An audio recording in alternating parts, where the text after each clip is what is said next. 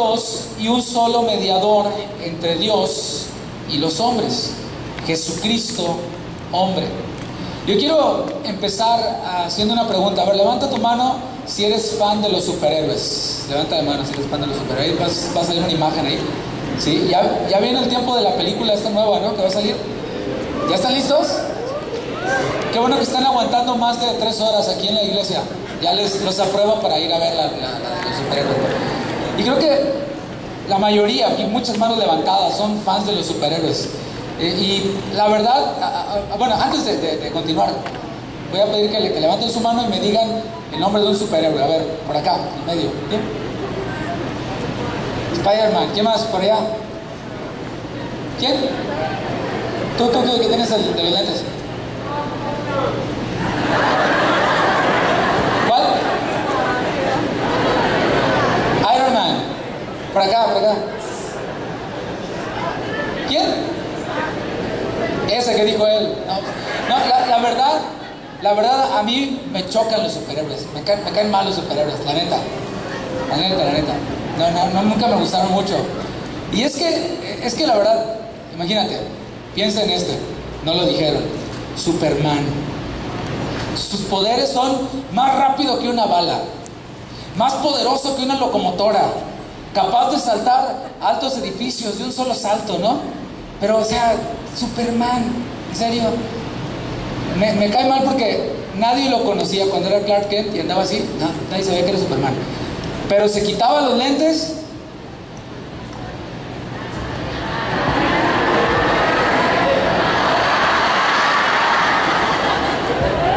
Sí, es Superman. Y ya no, se lo volvió a poner. Bueno, a lo mejor lo reconocían por los chones que traía arriba del pantalón, no sé. Pero no me laten mucho. Ahora, imagínate los papás de Superman. O sea, su nombre real era Kal-El, para los que no sabían, ¿no? Kal-El. Así cuando vivía ahí en Krypton. Y Superman de morro, ¿no? El Kal-El. Y Kal-El, ven para acá. Y Kal-El, atrápame si puedes, está volando. Ven para acá, choque, Kal-El volando, ¿no? No me gusta mucho. Y no culpo a los papás de Superman por haberle conseguido una beca a la Tierra. Llégale, ¿no? Luego, por supuesto, tenemos nosotros a nuestro Avenger mexicano, ¿no? Por acá, ¿qué tal? ¿Sí o no? Ese está más chido que Superman, la verdad. Ese Avenger mexicano es más ágil que una tortuga, más fuerte que un ratón, más noble que una lechuga, por supuesto. Su escudo es un corazón. ¿Qué tal? Es el Chapulín Colorado. Bueno, me late la actitud de este superhéroe, ¿no crees? Sí, está padre su idea. Sin embargo, siempre terminaba haciendo más problemas de los que arreglaba, de los que solucionaba, ¿sí o no? Y bueno, la idea de los superhéroes proviene de la mitología griega. ¿Cuántos han estudiado aquí un poquito de mitología griega? De ahí es de donde proviene. O sea, no crees que ahí surgió toda la idea de los superhéroes. Es muy antigua. Y proviene de la mitología griega, la cual presenta a los dioses. Los dioses del Olimpo eran seres superdotados, seres quienes siempre estaban saludables, quienes incluso se podían regenerar de época en época. Y bueno, tenían incluso algunas distintas caras. Estos dioses, sin duda, fueron creados en la imaginación de alguien. A alguien se le ocurrió crear a Zeus, crear a Afrodita, diferentes dioses. Y pues fueron con un fin, creados con el fin de ser imitados, de ser admirados. Esa fue la idea de los superhéroes antiguos, de los dioses. Pero hoy en día vemos la filosofía de los dioses del Olimpo, de los dioses griegos, los diferentes dioses, los vemos hoy en día, en nuestra cultura actual. Había un dios llamado Apolos, que era el dios de la salud, el dios de la belleza, el dios de la música, el dios de las bellas artes. Y también vemos a muchas Afroditas. Afrodita era la diosa del amor, la diosa de la belleza. Y por si no me crees, los modelos de estos dioses continúan en nuestra cultura. ¿Qué me dices de esta imagen que va a salir ahí ahorita? De estas Afroditas, ¿no? Que pues se ponen sus filtros en el internet, ¿no? Se ponen sus filtros, se toman su foto y se arreglan. A eso no le están usando las chicas, ¿no? Pero esas que usan los filtros, que alguien me explique los filtros, por favor, ¿no? Después se pierden y nunca las encuentran, porque es tanto filtro, ¿no? ¿O qué me dicen de los chicos quienes se toman también sus fotos mostrando sus músculos, o se hacen sus videos dando tutoriales de guitarra acústica, ¿verdad? Que los Apolos ahí, ¿no? Tratando de ser los dioses de las bellas artes y de la música. Y yo te pregunto, si es que no tienen influencia, ahí está, ¿no? De la guitarra acústica. Si es que no tienen influencia el día de hoy, estos dioses del Olimpo, incluso cuando vas a ir a ver la película de los Avengers, vas a salir tirando superpoderes por todos lados, ¿no? Sales tirando ahí caratazos y superpoderes y todo eso, ¿no? Porque sí influyen en nosotros. Ya sea la filosofía griega, o ya sea la ficción de los superhéroes, están tratando de vendernos una idea. ¿Cuál es esa idea? La idea de que somos autosuficientes. ¿Qué es autosuficiente? Es alguien quien no necesita nada, quien lo puede todo por sí solo. Y a esta edad en la que tú estás, yo me acuerdo, también pasé por allí, es muy marcado esto, en el cual no, yo puedo, no, yo no necesito a nadie, yo no necesito de mis papás, como nos predicaba el pastor Toño el día de ayer, de aquel joven, ¿verdad? Que dijo, no, yo puedo, dame la herencia, la parte que me toca, y yo puedo hacer mi vida y no va a pasar nada. Eso es algo que está en nosotros, y es la idea que los dioses del Olimpo trataban de implantar en la gente por medio de la filosofía, y también los superhéroes, que dicen, no, yo puedo, yo soy Superman. Y bueno, pues podrás tener capa y todo, pero las evidencias muestran otra cosa. No necesito de nadie, no necesito de nada. Otra idea que nos venden los dioses del Olimpo y nos venden los superhéroes también es que somos poderosos. Soy poderoso, soy un dios. Sin embargo, para ser Dios es necesario reunir ciertas cualidades, y esas cualidades deben de ser probadas. Hay una cualidad que es, por ejemplo, la eternidad. Esa es una cualidad que alguien, para que sea Dios, tiene que reunir. Yo pregunto por aquí, a ver, ¿en qué fecha naciste tú? 2 de diciembre de qué año? Del 2003. O sea, a ver, por acá, a ver tú de chamarra roja, ¿en qué fecha naciste? 11 de agosto, 3 de junio del 98, ¿por acá tú? ¿Agosto qué me dijiste? Del 2004. A ver, alguien por acá, por este lado, que me quiera dar su fecha de nacimiento. A ver, alguien. Acá. Uy, están bien entusiasmados, ¿verdad? A ver, por acá tú que traes la de desarrollo juvenil, la verde. Aquí tú, segundo. Sí, tu fecha de nacimiento. 15 de agosto del 2001. Bueno, todos ellos ya fallaron, ya chafearon para ser dioses, porque empezaron a existir en un momento, en una fecha.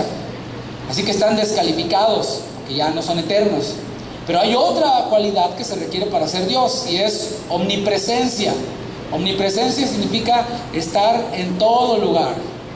Y bueno, no voy a poner a preguntar, pero pues por no ser omnipresente, por no poder estar en 2 lugares al mismo tiempo, reprobaste matemáticas, ¿verdad? Porque no estuviste en clase, estuviste en otro lado y de plano no pudiste. Y hay otro atributo que es necesario para ser Dios, y es la omnipotencia. Esto es ser todopoderoso. Y yo le digo a los chicos, a los jóvenes varones, ¿no? Pues no has podido conquistar el corazón de la Brittany.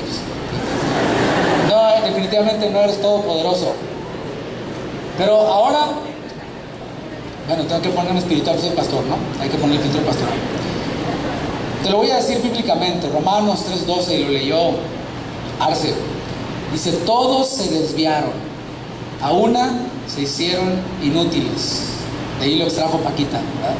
A una se hicieron inútiles, no hay quien haga lo bueno, no hay ni siquiera uno. Es lo que dice Romanos 3:12. Así que, ya que estamos hablando de realidades, tengo que decirles a todos los que levantaron la mano que les encantan los superhéroes, y es que los superhéroes son ficticios. O sea, para que me entiendas, son un mito. Son falsos, no existen, son irreales. Solo hay un Dios verdadero. Ese Dios verdadero eligió a un pueblo. De todos los pueblos que existían, a Dios le plació elegir a un pueblo que era el pueblo de Israel. No fue ni a los mayas, ni a los totonacas, ni a los toltecas, o a los otomís, o a los mixtecos. No fue de ellos. A Dios le plació elegir a un pueblo y revelarse a ese pueblo. Este era el pueblo de Israel. Y a ellos les dijo esto. Nosotros lo tenemos en nuestras Biblias en Deuteronomio capítulo 6, versículo 4. Y les llamó la atención. Esta es una oración que ellos la hacen ahora el pueblo de Israel como la Shema. Y comienza diciendo así, dice: oye Israel, escucha Israel, atiende Israel. Jehová nuestro Dios, Jehová uno es. ¿Dónde quedan todos los dioses del Olimpo? Dice Dios mismo, de sí mismo, dice que solo hay un Dios. Pero también en el Nuevo Testamento, en 1 de Timoteo capítulo 2, versículo 5, lo leímos al principio, lo dijimos al principio, dice: porque hay un solo Dios y un solo mediador entre Dios y los hombres, Jesucristo, hombre. Así que yo quiero decirte algo, y hizo muy bien lo que decía Toño hace un momento, y es que esa idea de querer ser Dios no es nada nueva. Incluso desde antes de los dioses del Olimpo, desde antes de cualquier superhéroe, el que digas, ya hubo un personaje, ya hubo un hombre, un ángel, perdón, quien trató de ocupar el trono de Dios. Lo escuchamos hace un momento. Y tratando de ocupar el trono de Dios, tratando de ocupar el lugar de Dios, cayó, fue expulsado.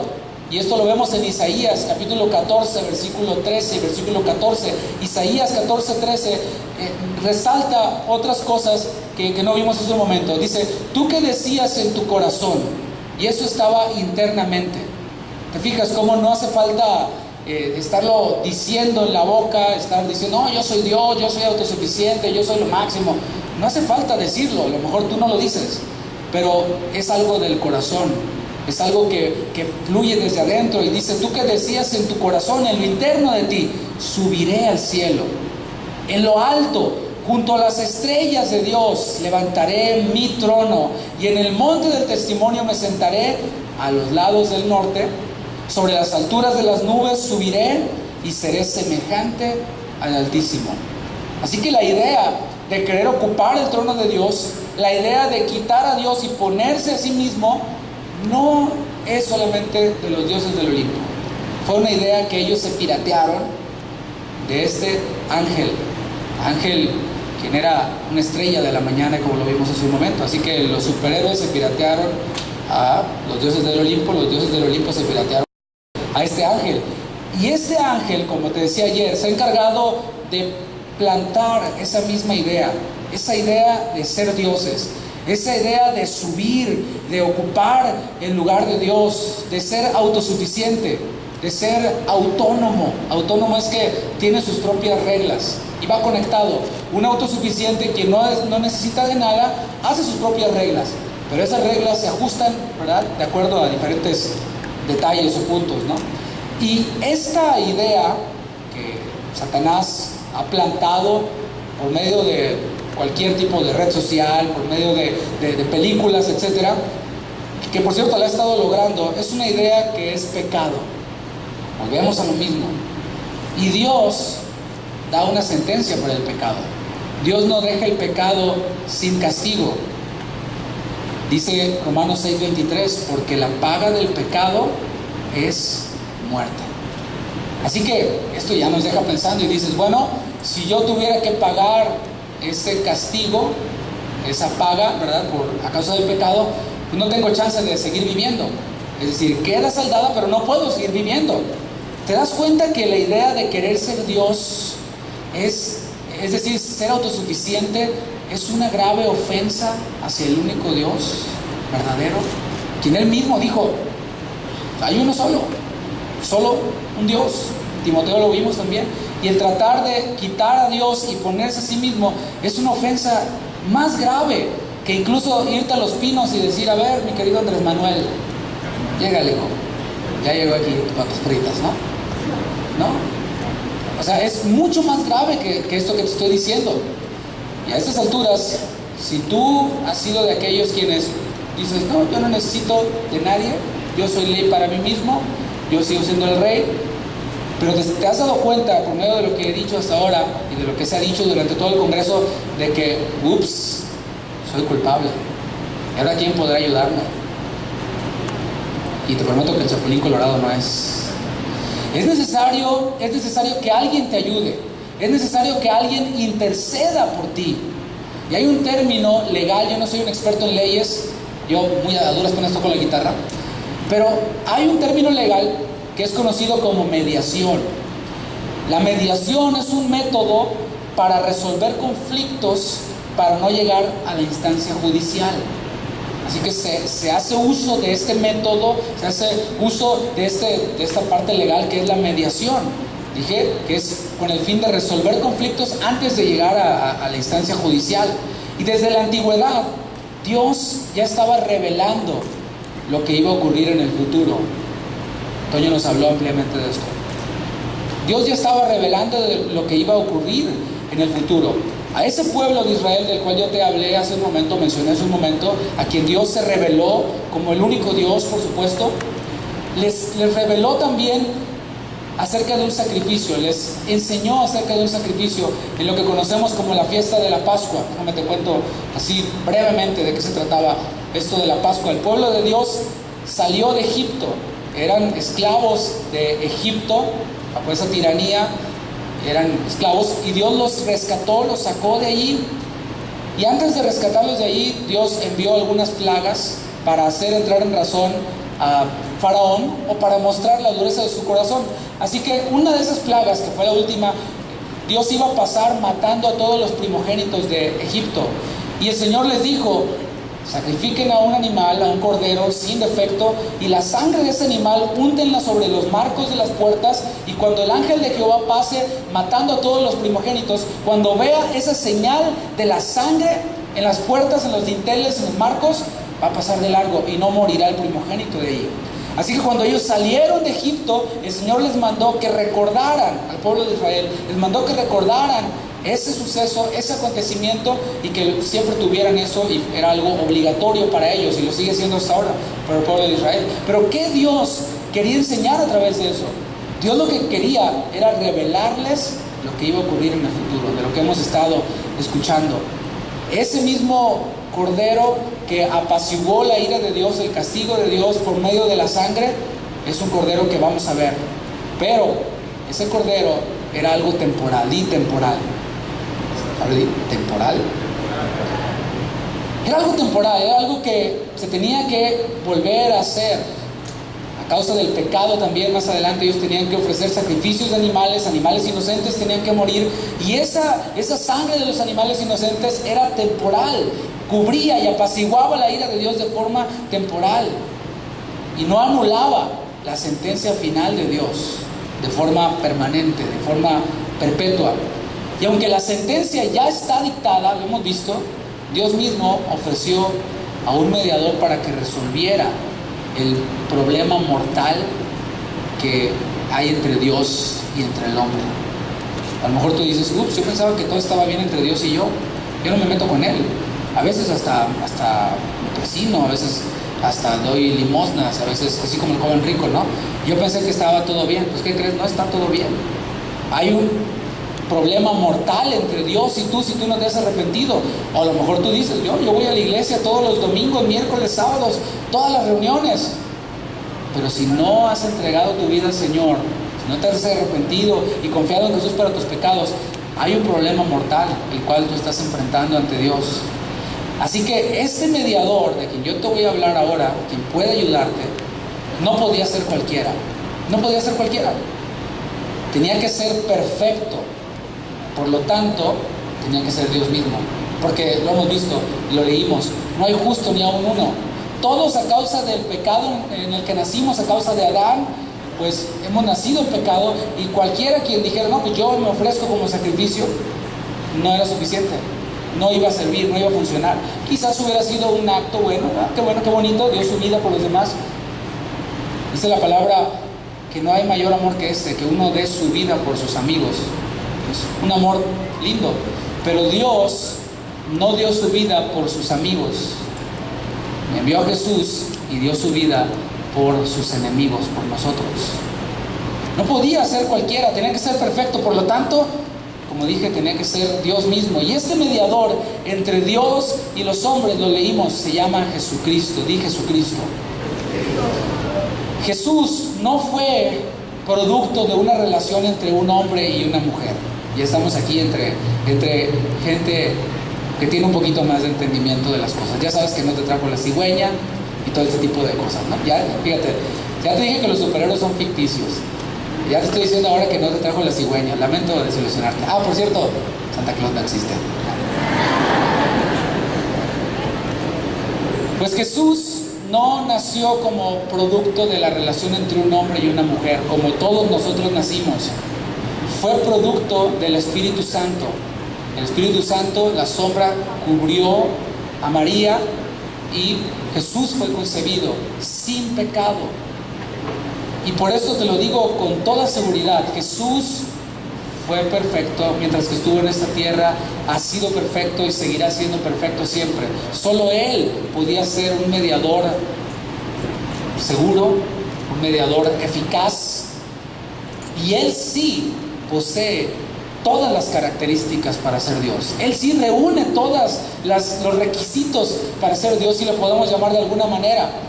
Y por cierto, Él no llegó a tenerlas. Él no se ganó el título de ser Dios. No tuvo que darle una lana a alguien para llegar a ser Dios. No tuvo que hacer algo para llegar a ser.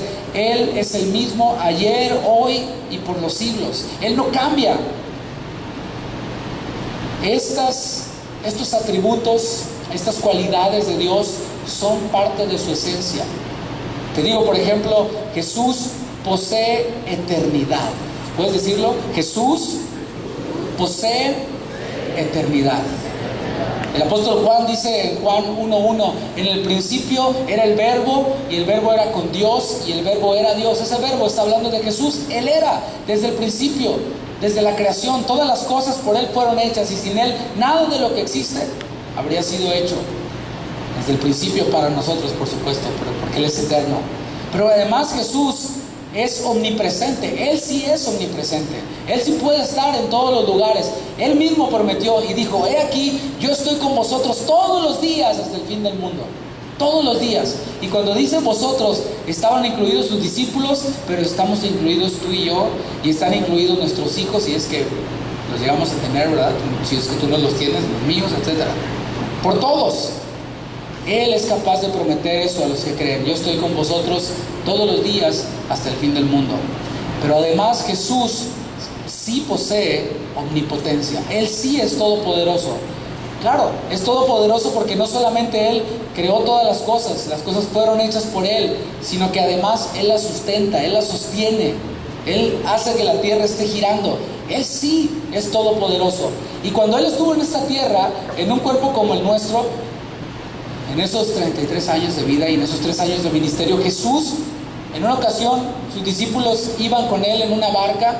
Jesús dormía y vino una gran tempestad, soltaba muchos vientos, muchas lluvias, y los discípulos de Jesús, quienes por cierto caminaban con Él todo el tiempo, estaban llenos de temor. Estaban: ¡ah, sálvanos, que perecemos! Estaban ahí, ¿no? Bien Avengers, ¿no? Bien valientitos. Estaban con mucho miedo, atemorizados. Y Jesús, mientras tanto, dormía. Se despertó Jesús y calmó la tempestad. Dijo al viento: enmudece, y se enmudeció. Claro, Él es todopoderoso.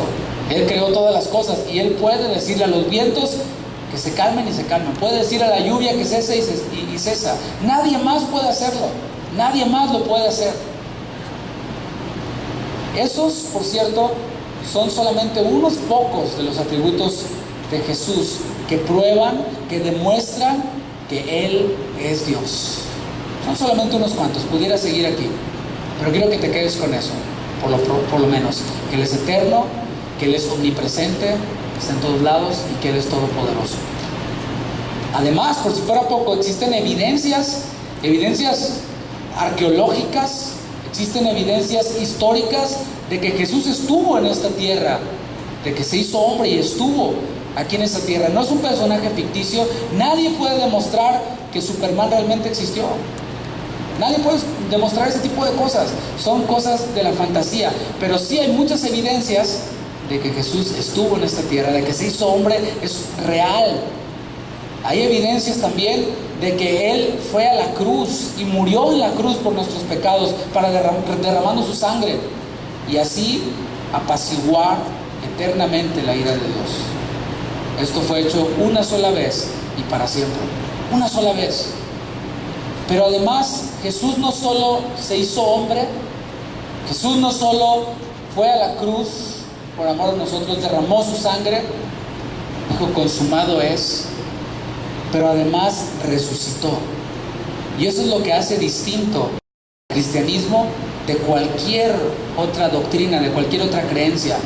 Jesús ha sido el único quien ha resucitado, pero fíjate bien porque dice la palabra que Él es el primogénito en resucitar. Porque muchos resucitaron pero volvieron a morir. Jesús resucitó y ascendió a los cielos, subió a los cielos y está sentado a la diestra del Padre, con un cuerpo así, parecido a este. Materia en el cielo. ¿Cómo es eso? Pregúntame cómo es eso. No sé. Pero sé que lo voy a ver. Sé que voy a tener un cuerpo como este también. Y tú también lo puedes ver. Y resucitó al tercer día. Primera de Juan, capítulo 2, versículo 2. Dice, y Él, hablando de Jesús, es la propiciación por nuestros pecados. ¿Puedes decir gracias, Dios?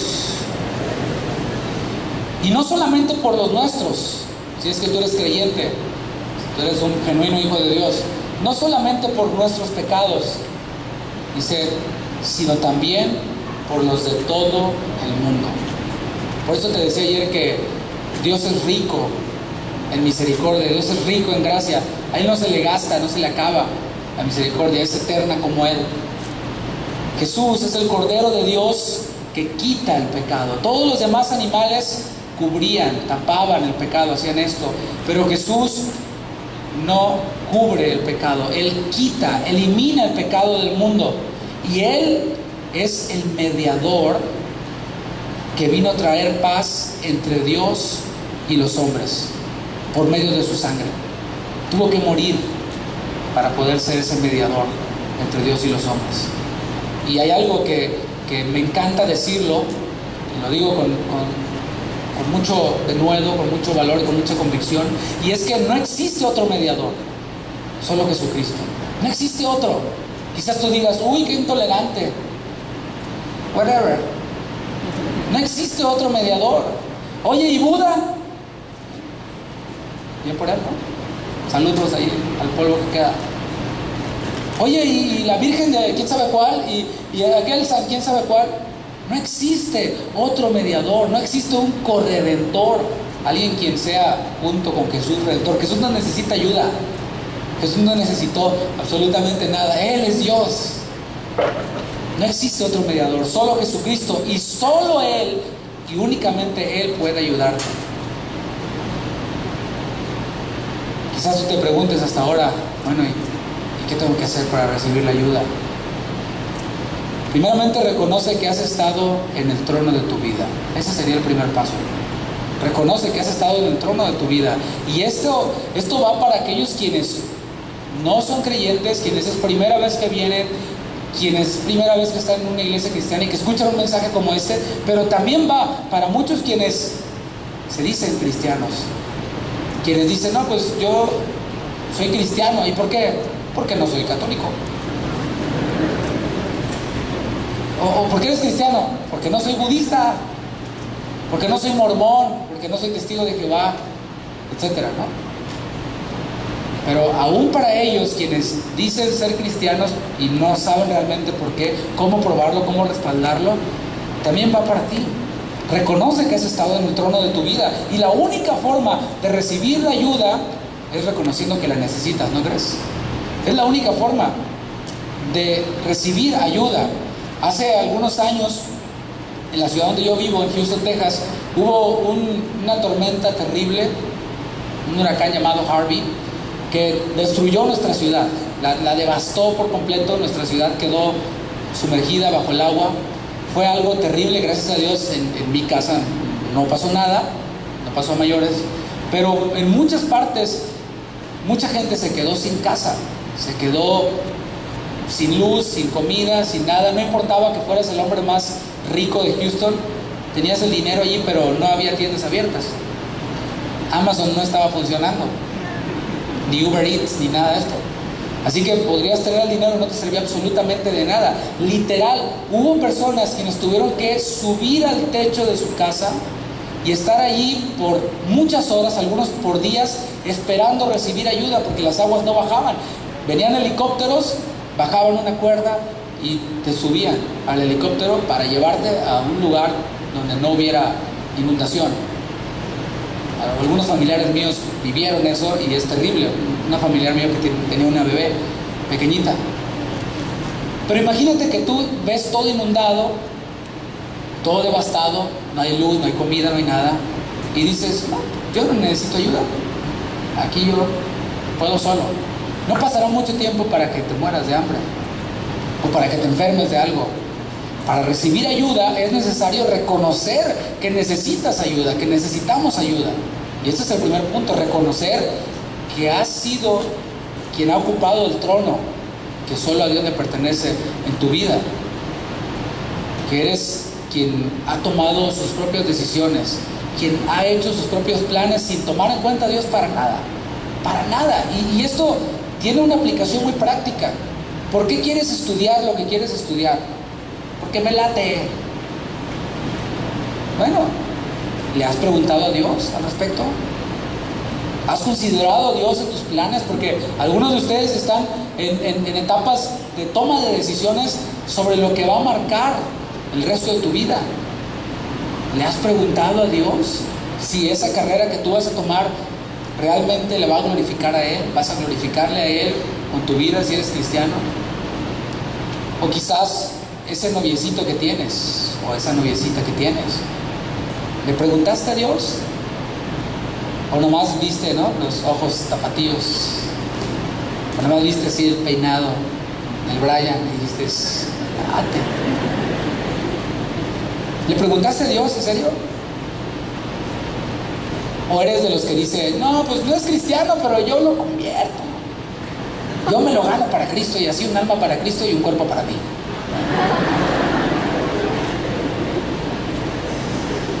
¿Le preguntaste a Dios en eso? Bueno, sí da risa, pero quizás alguien está siendo evidenciado ahora mismo de que no tomaste en cuenta a Dios, de que tú haces tus propios planes, de que tú tomas tus propias decisiones. ¿Será acaso la voluntad de Dios que te vayas a vivir tú solo y digas, no, pues ya, me voy a ir, ya soy todo un hombre, tengo 14 años? Así que, Mom, Dad, see you later. Okay, nos vemos. No es suficiente, por cierto, con reconocer que necesitas ayuda. Es necesario moverte. Y espero que hasta aquí te estés dando cuenta, sí necesito ayuda, pero no basta solamente con reconocerlo. No basta con reconocer, ver la inundación y decir, no, pues sí necesito ayuda. Ok, muévete, súbete al techo, haz lo que tengas que hacer para recibir esa ayuda. Y los evangelios registran la fe de un hombre y de sus 4 amigos. Este hombre era un hombre paralítico y sabían de que Jesús existía. Esto fue mientras que Jesús estuvo en esta tierra.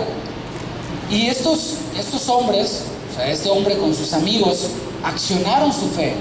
No se quedaron allí diciendo, no, pues si estás bien paralítico, hijo, si estás bien enfermo, no, pues qué mala onda por ti, ¿no? Y todos estaban de acuerdo en eso y no se quedaron allí. Y allí muchos jóvenes están, no, pues la neta que yo sí estoy terrible. Ok, ¿qué estás haciendo?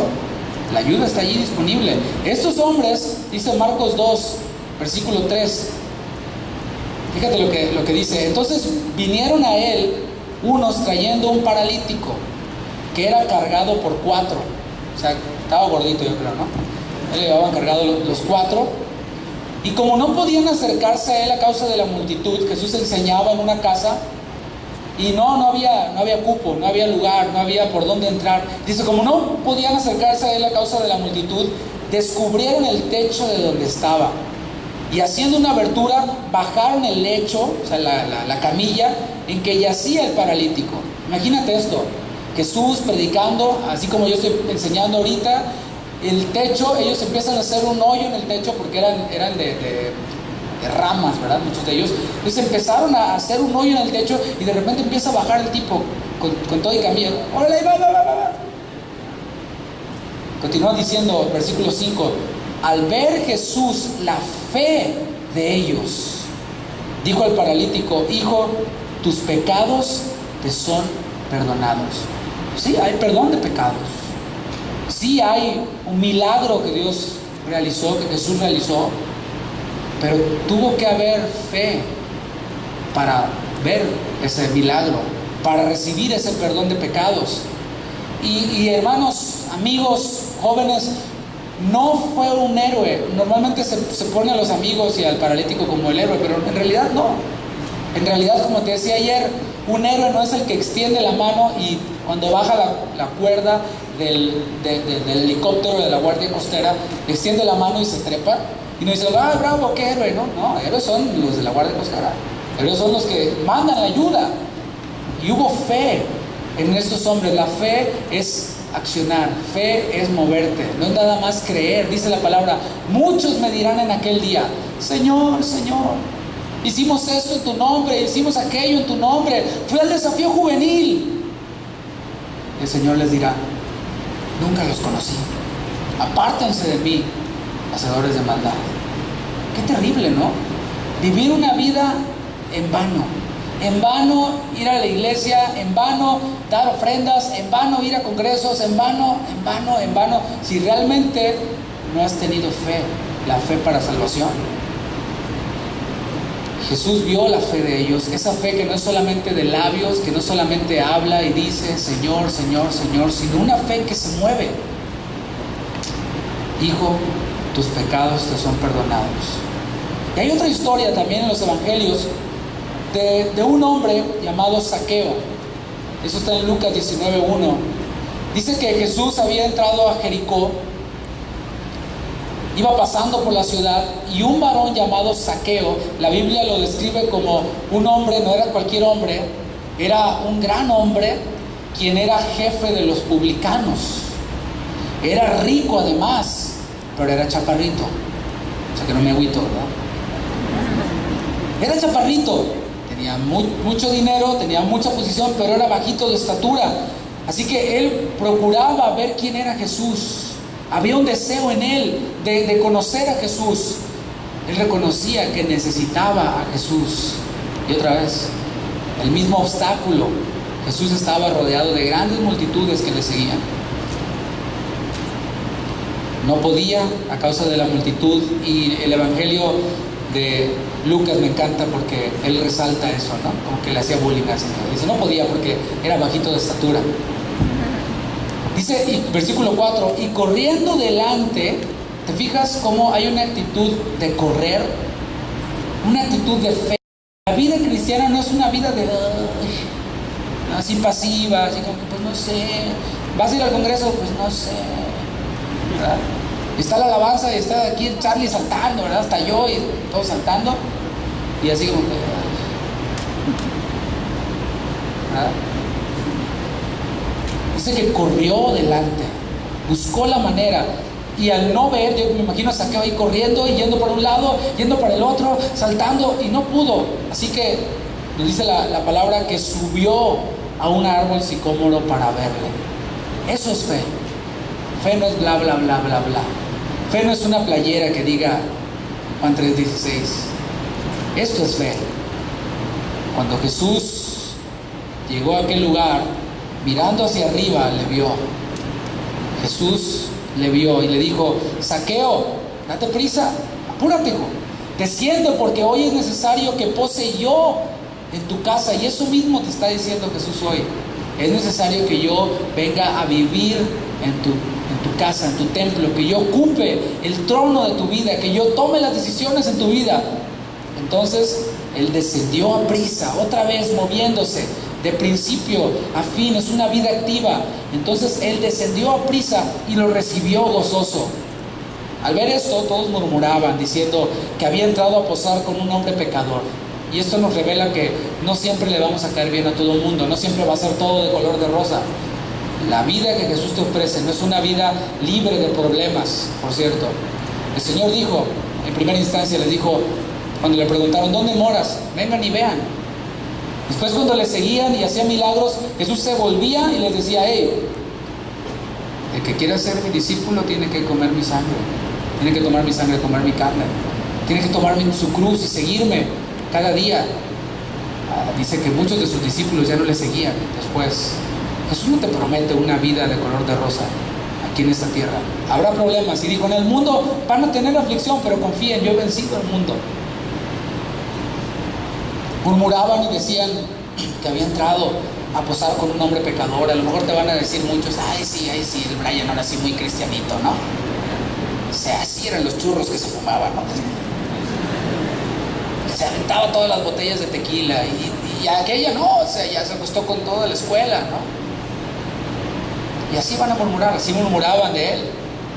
Entonces Zaqueo, puesto en pie, dijo al Señor, he aquí, Señor, la mitad de mis bienes doy a los pobres, y si en algo he defraudado a alguno, se lo devuelvo cuadruplicado.